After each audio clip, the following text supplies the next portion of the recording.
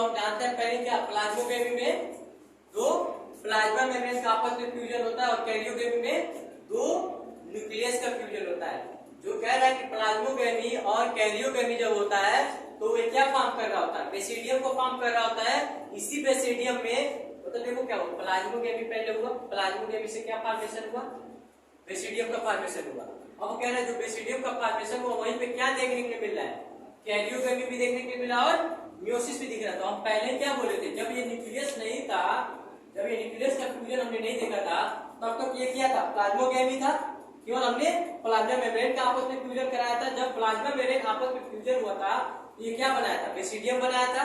अब कह रहे हैं कि ये जो बेसिडियम है इसी बेसिडियम के अंदर क्या देखने को मिल रहा है, कैरियोग्राफी और न्यूक्लियस। तो कह रहा है कि यहाँ पे दो न्यूक्लियस थे, अब यहाँ पे क्या होगा, एक न्यूक्लियस देखने को मिलेगा। अब इसी में क्या देखने के लिए मिलेगा, मियोसिस। मतलब बेसिडियम में ही कैरियोग्राफी भी हुआ और मियोसिस भी हुआ। तो मियोसिस होगा तो क्या होगा, यहाँ पे छोटे छोटे स्पोर का फॉर्मेशन हो जाएगा। जो देखो अब क्या बोला है, यहाँ पे भी एन था और यहाँ पे भी एन था, लेकिन ये क्या था, 2n था। अब जो ये स्पोर होंगे ये कैसे हो जाएंगे, एन हो जाएंगे। इसीलिए कहा जाता है कि जो फंजाई मतलब फंगस की बॉडी होती है वो क्या होती है, हैप्लॉइड बॉडी होती है, ना कि डिप्लॉइड होती है। समझ में आया क्या बोल रहा हूँ। तो कैरियोग्राफी और मियोसिस समझ में आ गया कि नहीं। प्लाज्मा देखो, प्लाज्मोग्राफी मतलब दो प्लाज्मा मेम्ब्रेन आपस में फ्यूज करेंगे, लेकिन वो प्लाज्मा मेम्ब्रेन लिए कहां से गए होंगे, दो वेजिटेटिव या सोमेटिक सेल से। दोनों का प्लाज्मा ग्राफी जब आपस में फ्यूज किया, अरे वेजिटेटिव तो क्या हुआ, ये बॉडी पार्ट होगा, इसी में से टूटा होगा, दो आपस में अलग अलग टूट के दोनों का प्लाज्मा ग्राफी एक साथ मिक्स हुआ, उसको हम क्या बोलते हैं, प्लाज्मोग्राफी बोले। उसके बाद से जब प्लाज्मोग्राफी बन गया उसको हमने क्या बोला, बेसिडियम बोला। तो बेसिडियम में ही क्या होगा, कैरियोकाइनेसिस होगा और मियोसिस होगा।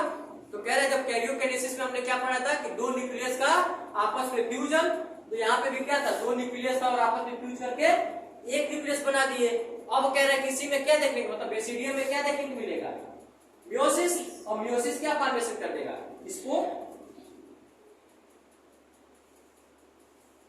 कितने स्पोर जो होंगे क्या होंगे, सब के सब हैप्लॉइड होंगे। तो इसीलिए कहा जाता है कि जो फंगस की बॉडी होती है वो हैप्लॉइड होती है। समझ में आया क्या बोल रहा हूं। अब देखो क्या बोल रहा है, कह रहा है कि बेसिडियम प्रोड्यूस 4 बेसिडियो स्पोर। मतलब ये स्पोर जो फॉर्मेशन हो रहा है तो किसका बन रहा है, बेसिडियम का ही तो बन रहा है। इसी को कुछ नहीं करना है आपको। मतलब कह रहा है कि बेसिडियम से अगर स्पोर का फॉर्मेशन हो रहा है तो उसे क्या बोलेंगे, बेसिडियम स्पोर बोलेंगे।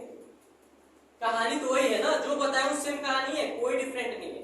अब कह रहा है कि इसका एग्जांपल क्या है, एग्रीकल्चर। इसी को तो खाते हैं हम, जो कामन ठेले पे लेके डुगराते हुए देखती हैं और पता नहीं कितने रुपए देते हैं तो मुझे नहीं मालूम। 20 अच्छा 20 रुपए पाव मिलता है, अच्छा 25 रुपए पाव। चलो कभी तो खरीदते हो कोई, मैं खाता ही नहीं हूँ तो खरीदना दूर की बात है। नहीं खाते नहीं है, जाते हैं पूछ लेते हैं। अच्छा रेट पूछने जाते हैं, अच्छी बात है।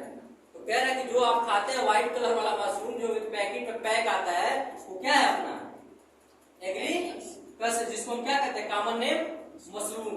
अब कह रहा है कि इसका नाम बताना, बताओ। एस्ट्रिगो। कह रहा है कि इसका दूसरा नाम क्या होता है, स्मर्ट। मतलब ये कहीं भी लग जाता है, रस टाइप का होता है थोड़ा सा। मतलब स्मर्ट मतलब धब्बा धब्बा मतलब लगता है ब्लैक टाइप का वो वाला। अब कह रहा है पक्सिनिया। पक्सिनिया का मैंने एग्जांपल वहां भी बताया था, व्हीट रस्ट के भी नाम से जाना जाता है। ये क्या है, एक तरह का रस बन जाएगी। ये भी क्वेश्चन पूछा गया है, आप कॉमन जो खाती है कॉमन मशरूम उसका नाम क्या है, तो एग्रीकल्चर होता है। और स्मर्ट कौन पास करता है, ये दो हमने इससे पहले जो पढ़ा था एस्कोबाइसिटीज में, दो खाने वाले दो खाने वाला फंजाई का नाम मोरल और याद रहेगा न्यूरोस्पोरा। एक तरह का क्या होता है, फंजाई होता है जो एस्कोबाइसिटीज का मेंबर है, लेकिन उसको सबसे ज्यादा यूज कहाँ किया जाता है, बायोकेमिकल एंड जेनेटिक इंजीनियरिंग। याद रहेगा, यहाँ तो कोई डाउट नहीं अभी, ठीक है। तो अगला लास्ट देख लेते हैं। कह रहा है कि देखो, अब कह रहा है कि जो डिप्लोमाइसिटीज होता है ये क्या है, फंजाई का चौथा क्लास है। 3 क्लास हम ऑलरेडी देख चुके थे। कह रहा है देखो यूनिक में में मुझे जहां तक अभी मुझे भी देख रहा है, आपको भी दिख रहा होगा, सबसे यूनिक अगर कोई निकला तो कौन निकला है? रेसिडियो बाइसिटीज। वही एक अनेक मतलब एक अकेला ऐसा क्लास है जिसमें क्या हुआ है, प्लाज्मोगेमी भी हुआ है, कैरियोगेमी भी हुआ है और मियोसिस भी हुआ है। उसके बाद से भी ये सेक्सुअल में स्पोर फॉर्मेशन हो ही नहीं रहा है, सेक्सुअल ऑर्गन है ही नहीं है तो क्या उसके पास वेजिटेटिव में भी क्या था, वेजिटेटिव में क्या था, फ्रेगमेंटेशन था, मतलब ब्रांचेस थे और सेप्टेड थे, वो क्या हो रहे थे, टूट रहे थे, फिर नया रेसिडियोमाइसिटी तैयार कर ले रहे थे। तो कह रहा है कि वहां पे जो हमने प्लाज्मा मेम्ब्रेन की बात की थी, वो प्लाज्मा मेम्ब्रेन का क्या मतलब फंजाई में क्या देखने को मिलता है, वही चीज प्लाज्मा मेम्ब्रेन में फंजाई किस नाम से आता है, प्रोटोप्लाज्म के नाम से आता है, वो पहले लेक्चर में ही देख चुके थे। तो कह रहा है कि जो प्रोटोप्लाज्म अगर फ्यूज कर रहे हैं तो क्या होगा, प्लाज्मोगेमी, अगर दो न्यूक्लियस आपस में फ्यूज कर रहे हैं तो कैरियोगेमी। अगर उसी कैरियोगेमी जो हो रहा होगा वो किसमें देखने के लिए मिलेगा, तो बेसिडियम में देखने को मिलेगा, और बेसिडियम में ही क्या होगा, मियोसिस होगा। वही बेसिडियम किसमें टूट जाएगा, चार भाग स्पोर में टूटेगा, मतलब एक बेसिडियम 4 स्पोर बनाएगा वहां।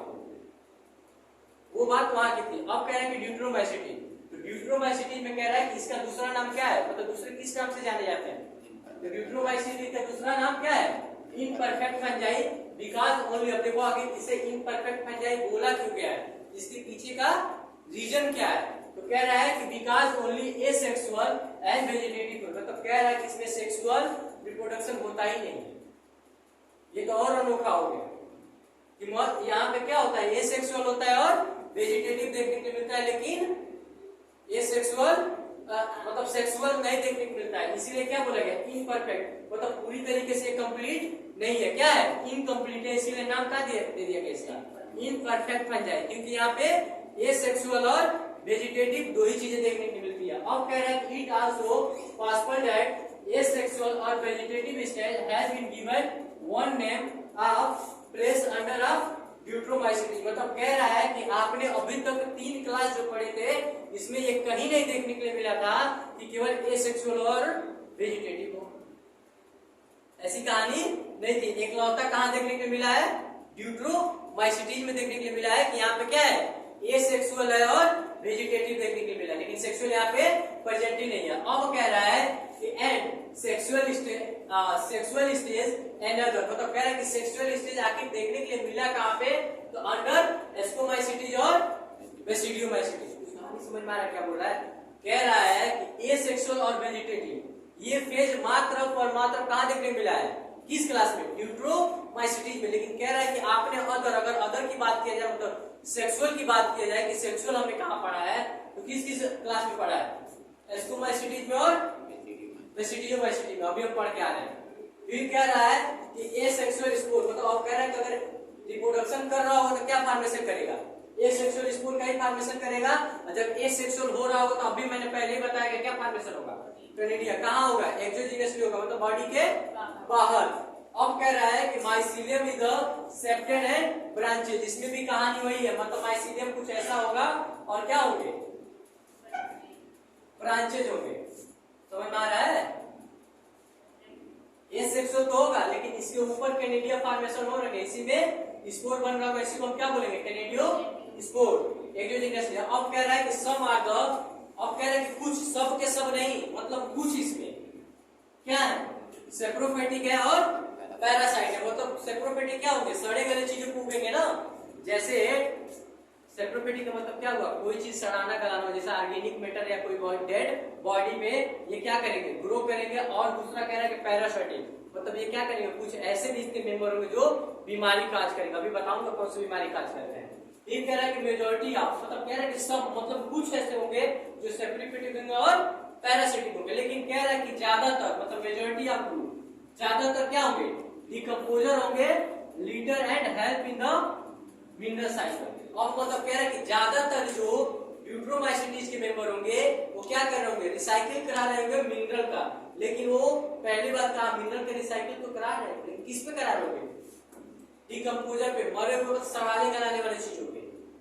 समझ में आ रहा है क्या बोल रहा हूँ, सेप्रोफाइटिक का मतलब क्या होता है, सेप्रोसाइटिक और पैरासाइटिक, मतलब ये दूसरे पे निर्भर करेंगे, मतलब दूसरे को हानि पहुंचाएंगे तब ये अपना भोजन बनाएंगे, लेकिन डिकम्पोजर में ऐसा नहीं होता, डिकम्पोजर में हानि पहुंचाना नहीं होता। यहाँ पे क्या होता है, नॉर्मली कोई बॉडी डेड कर गई है, उस पर वो ग्रो कर रहे हैं, उसको क्या करा रहे हैं, रिसाइकलिंग करा रहे हैं, किसका, मिनरल का। इसीलिए तो नाइट्रोजन फिक्सेशन पढ़ते हैं, कार्बन साइकिल पढ़ते हैं, नाइट्रोजन साइकिल पढ़ते हैं। ये चीजें कौन करा रहा होता है, कहीं ना कहीं ये भी पार्टिसिपेट कर रहे हैं, कौन, ड्यूटेरोमाइसेटीज के मेंबर। याद रखिएगा, रिसाइकलिंग ऑफ मिनरल ड्यूटेरोमाइसेटीज डिकम्पोजर पे करा रहे होते हैं, इतना याद रहेगा। अब एग्जांपल देख लो, कह रहा है कि अल्टरनेरिया होता है, इसका एग्जांपल। दूसरा एग्जांपल क्या है इसका, बोलो। अब तीसरा क्या है, यही तो है आपका खुजली वाला। ये कहाँ जाएगा, सेप्रोफिटिक और पैरासिटिक। समझ में आया क्या बोल रहा हूँ। इसीलिए तो आप जो भी दवा लेती हैं खुजली का या किसी चीज के पीछे लास्ट में क्या लिखा रहता है,